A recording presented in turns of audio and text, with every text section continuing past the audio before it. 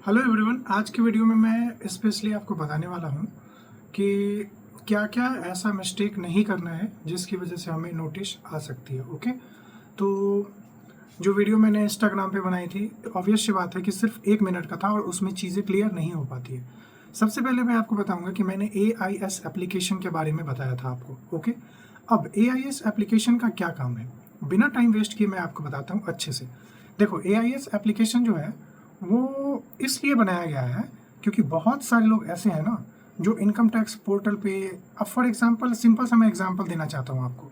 facebook.com भी है, आप वेबसाइट पे भी जाके फेसबुक चला सकते हो, बट फेसबुक वालों ने एक एप्लीकेशन बना के आपको दे दिया, आप वहीं से सारी चीज़ों को एक्सेस कर सकते हो। सेम इनकम टैक्स वालों ने भी यही किया, उन्होंने भी एक AIS नाम का एप्लीकेशन लॉन्च कर दिया। ओके, अब उस एप्लीकेशन को जैसे ही आप डाउनलोड करते हो, डाउनलोड करने के बाद वहाँ पे ऑप्शन आएगा कि अपने पैन कार्ड से लॉगिन करिए। देखिए, आप फेसबुक अकाउंट जैसे ही लॉगिन करते हो तो पहले जो फेसबुक अकाउंट पे आपने आईडी पासवर्ड बनाई, उसी आईडी पासवर्ड से आप लॉगिन करते हो। तो इनकम टैक्स पोर्टल पे जाके जो आपने आईडी पासवर्ड बनाई है, उसी आईडी पासवर्ड से आपको क्या करना है, लॉगिन करना है AIS एप्लीकेशन में। ओके, वहाँ पे जब आप लॉगिन करोगे, ओके, बाई चांस आपका अकाउंट नहीं है तो आप इनकम टैक्स पोर्टल पे जाके अपना अकाउंट बनाइए। और मैं लास्ट में ये भी आपको बता दूंगा, कुछ लोगों का ये मानना है कि अगर उस पर अकाउंट बनाते हैं तो हमारा डेटा गवर्नमेंट के पास चला जाता है, नहीं बनाए तो हम बचे रह सकते हैं। इस डाउट को भी मैं लास्ट में क्लियर कर दूंगा। ये चीज़ें सही भी है और गलत भी है, किस तरीके से सही है किस तरीके से गलत है आगे मैं बता दूंगा, बने रहिए वीडियो में। देखो, तो अभी मैं इस प्रोसीजर पे हूँ कि आपने लॉगिन कर लिया है। लॉगिन करने के बाद सबसे बड़ा फायदा ये है कि आप वहाँ पे चेक कर सकते हो कि आपने पिछले साल ITR फाइल किया या नहीं किया। दूसरा फायदा कि आपने कितना शेयर खरीद रखा है, उस पर लॉन्ग टर्म कैपिटल गेन कितना हुआ है नहीं हुआ है। तीसरा फायदा कि बाई चांस बाइनेंस में अगर आपने P2P किया है, कितने रुपए का ट्रांजेक्शन किया है, और अगर जिस बंदे से आपने P2P किया है उसने अगर TDS रिपोर्ट कर दिया और उसने P2P करते वक्त आपका आधार पैन लिया होगा तो वो भी आपके इनकम टैक्स पोर्टल पे शो हो जाएगी। ठीक है, तीसरा वहाँ पे शो होता है virtual digital asset. Virtual digital asset का मतलब है कि बाई चांस आपने coin DCX and coin square, इस टाइप का जो इंडियन एक्सचेंज है, इस पे आपने क्रिप्टो को डिपॉजिट करके विड्रॉल लिया हो, ये शो हो जाता है। फिर वहाँ पे शो होता है कि income from online winning games.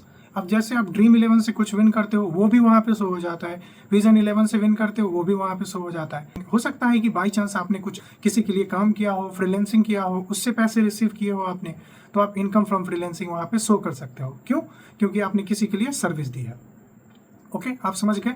By chance मान लो आप फाइवर पे, freelancing.com पे, इन सब साइट पे काम करते हो तो वो सारी चीज़ें इनकम टैक्स पोर्टल पे आपको शो हो जाएगी, क्योंकि वो लोग अपना ITR फाइल करते वक्त शो कर देते हैं कि ये आधार नंबर, ये पैन कार्ड नंबर, इस बंदे को मैंने इतना पैसा पेमेंट करा है, इतना TDS है, इतना टैक्स लगेगा, ये सारी चीज़ें आप अब नेक्स्ट बात करते हैं हम कि ट्रेडर्स के लिए। तो देखो, ट्रेडर्स के लिए आप इंट्राडे में बाय सेल या कुछ भी करते हो, वो चीज़ें वहाँ पे उस वक्त AIS में शो नहीं हो रही होती है। बट मैं बताता हूँ आपको कि उसके लिए आपको क्या करना होता है। सबसे पहले, अगर आप एक ट्रेडर हो तो पूरा साल आपने बाई सेल किया। बहुत सारे लोगों का ये डाउट होता है कि डेटा कब से कब देना है। जिस तरीके का मुझे कमेंट आ रहा है मैं उस तरीके का आपको जवाब दे रहा हूँ। एक ब्रदर ने मुझसे क्वेश्चन पूछा था कि सर कौन से महीने का डेटा देना है। तो देखो, एक फाइनेंशियल ईयर 1 अप्रैल से 31 मार्च तक खत्म होती है। फॉर एग्जाम्पल, अगर हम बात 2025 की करें तो 2025 फाइनेंशियल ईयर काउंट कब होगा, 1 अप्रैल से। ओके, 2025 का 31 मार्च 2024 का फाइनेंशियल ईयर था, तो फाइनेंशियल ईयर 1 अप्रैल से काउंट होता है। और 2025 की वैल्यू कब तक रहेगी, 31 मार्च 2026 तक। यानी कि 1 अप्रैल 2025 से लेके 31 मार्च 2026 तक फाइनेंशियल ईयर होता है। मुझे पता है कि 99% लोगों को ये पता है, बट बाई चांस कुछ लोगों को ये पता नहीं होगा जिन्हें पता चल गया होगा। तो आपको एक फाइनेंशियल ईयर का पहले डाउनलोड करना होता है PNL रिपोर्ट। अब देखो, PNL report and tax PNL बहुत डिफरेंट होता है। अब आप अपने ब्रोकर में जाओगे, इस पे मैं अलग वीडियो बना दूंगा, बस सिंपल सा बता रहा हूँ। वीडियो के लास्ट में मैं बताऊंगा कि कुछ लोग ये कहते हैं कि डेटा इनकम टैक्स के पास जाएगी या नहीं जाएगी, AIS में लॉगिन करना चाहिए या नहीं करना चाहिए। ठीक है, बने रहिए, मैं लास्ट में बता रहा हूँ। पहले ये क्लियर कर दो, मैं स्पेशली ट्रेडर के प्रोस्पेक्टिव से वीडियो मैंने बनाया है तो उस पर मैं ज़्यादा फोकस कर रहा हूँ। नीचे कमेंट में अगर आप लिख देंगे कि आप ट्रेडर नहीं हैं, सैलरीड हैं, आपके लिए वीडियो बनाऊँ, तो मैं आपके लिए भी वीडियो डाल दूंगा। तो मैं बता रहा हूँ कि जब आप एक ट्रेडर हो तो आपका कोई भी एप्लीकेशन है, जीरोधा है, अपस्टॉक है, ग्रो है, आपको देखना है उसमें PNL ऑप्शन आता है, टैक्स PNL। तो PNL ऑप्शन का मतलब है कि आपका जो ट्रेडिंग का जो PNL है ना, आप कितना प्रॉफिट कर रहे हो, कितना लॉस कर रहे हो, वो शो हो जाएगा। बट टैक्स P&L जो है वो डाउनलोड करने का ऑप्शन आता है। ओके, उसे डाउनलोड करोगे तो एक्सेल फाइल में वो डाउनलोड हो जाएगी, PDF में भी आप उसे कन्वर्ट कर सकते हो, बट मैं रिकमेंड करूंगा कि एक्सेल फाइल में ही देखें। ओके, एक्सेल फाइल में जब आप उसे खोलेंगे, बाई चांस बहुत सारे लोगों के कंप्यूटर में एक्सेल की एप्लीकेशन नहीं होती या फ़ोन में नहीं होता, आजकल सब कुछ चेंज हो रहा है, तो हो सकता है कि MS ऑफिस में साइन इन करने को बोले, तो इसका तरीका भी मैं बता देता हूँ। आप गूगल पे जाइए और वहाँ पे लिखिए कि ओपन एक्सेल फाइल, जो पहला रिजल्ट आएगा उसे खोलिएगा, फिर अपने एक्सेल फाइल को अपलोड कर दीजिएगा जो आपने ब्रोकर से आपने डाउनलोड किया है, फिर वो सारी चीज़ें आपको शो हो जाएगी। जो मैं बता रहा हूँ स्क्रीन पे मैंने लाइव करके आपके सामने कर भी दिया है ताकि आपको डाउट ना रहे। जैसे एक्सेल फाइल खुल जाएगा तो आपके लेफ्ट साइड में सब कुछ, आपका नाम, आपका पैन नंबर एंड आपका डीमेट अकाउंट नंबर, फिर नीचे होगा टर्नओवर। टर्नओवर का मतलब है कि आपने कितना बाई सेल किया। अब आपने एक CA हायर कर लिया और उनसे ITR फाइल करवा ली, दैट सेट, आपकी कहानी खत्म हो चुकी है यहाँ पे। ओके, अब दूसरी बात कि जिन लोगों ने ये बोला था कि भाई कोई भी AIS एप्लीकेशन डाउनलोड मत करना, आपका डेटा गवर्नमेंट के पास चला जाएगा। ठीक, आप एक डीमेट अकाउंट बनाते हो, डीमेट अकाउंट बनाते वक्त आपको सबसे पहले अपना पैन कार्ड ही देना होता है। ओके, समझ रहे हो मैं क्या कह रहा हूँ? पैन कार्ड देना होता है। आपका अकाउंट किसी भी एप्लीकेशन पे है और जिस एप्लीकेशन पे आपने पैन कार्ड दिया है, इट मीन्स आपका डेटा गवर्नमेंट के पास है। दूसरी बात कि मैंने AIS एप्लीकेशन डाउनलोड करने को सिर्फ ट्रेडर्स को बोला था। ओके, और ट्रेडर्स, ये तो बहुत अजीब बात है, हंसने वाली बात है, सोच के ही अजीब लग रही है, कॉमन सेंस की बात है कि ट्रेडर्स का तो शाम को मैसेज ही आता है उसके पैन कार्ड के नंबर से, XXXHOL जो XYZQB कुछ भी है पैन कार्ड नंबर, उससे ही आता है कि योर ट्रेड वैल्यू। तो आप पैन कार्ड से ही रजिस्टर्ड हो एंड आप ये कह रहे हो कि आपका डेटा गवर्नमेंट के पास चला जाएगा। आपका डेटा गवर्नमेंट के पास ऑलरेडी है। अब किसका डेटा गवर्नमेंट के पास नहीं जाएगा बताता हूँ।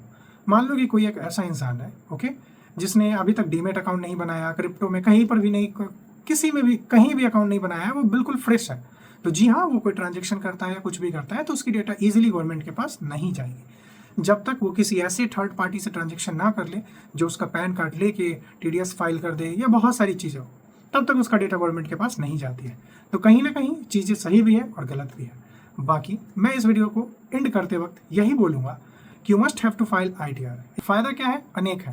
आपको फ्यूचर में कभी लोन लेना है, ओके, लोन लेने के लिए बहुत सारी प्रूफ की ज़रूरत होती है, बट अगर आपके पास कोई भी प्रूफ नहीं है बट आपके पास ITR है पिछले 3 साल का, आप वो दिखा के ईजिली लोन अप्रूव करवा सकते हो, कार का या home loan, even personal loan की बात करते हैं वो भी ईजिली आपको अप्रूव हो जाए। ना मैं बात करता हूँ पासपोर्ट, वीज़ा, ये सारी चीज़ जो है इसे भी आप आराम से अप्रूव करवा सकते हैं अगर आपके पास इनकम टैक्स सर्टिफिकेट है। तो ये सारी बेनिफिट है। अब घाटा क्या है, नुकसान क्या है? देखो, अगर आप ITR फाइल नहीं करते हो तो कहीं ना कहीं आप एक रूल का उल्लंघन कर रहे हो। If you are Indian citizen and if you are earning money then you must have to file ITR, और आप नहीं कर रहे हो तो पहला उल्लंघन। दूसरा कि कोई बात नहीं है, आप फाइल नहीं कर रहे हो, कल को आपके घर पे अचानक से आती है नोटिस कि आप इतना इनकम कर रहे हो, ट्रेडिंग से नहीं कहीं से भी, तो आपने फाइल क्यों नहीं करा? तो आप उनको बताते हो कि सर मुझे पता ही नहीं था। कानून जानना इट्स योर रिस्पॉन्सिबिलिटी। अगर आप कानून नहीं जानते और कुछ गलत करते हैं तो इसके लिए आपको जिम्मेदार माना जाएगा। This is the rule.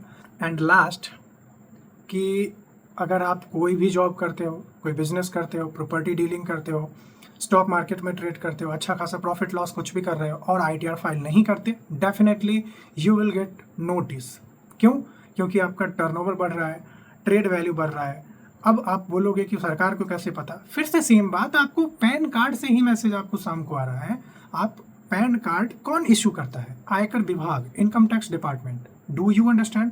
वही तो आपको मैसेज भेज रही है कि आपका आज का इतना ट्रेड वैल्यू है, आज का इतना ट्रेड वैल्यू है। वो तो आस लगाए बैठी है कि आप कब ITR फाइल करके इन्फॉर्मेशन दोगे कि हाँ भैया मैंने इतना जो ट्रेड किया ये मेरा लॉस है, प्रॉफिट नहीं, मेरा लॉस कैरी फॉरवर्ड करना है। दैट्स इट, आप सेफ हो। तो मिलते हैं आपसे न्यू वीडियो में, और न्यू वीडियो में मैं बताऊंगा कि how to file ITR if you are trader, क्योंकि डेट 15 सितंबर तक बढ़ा दिया गया है, तो यू हैव सफिशिएंट टाइम।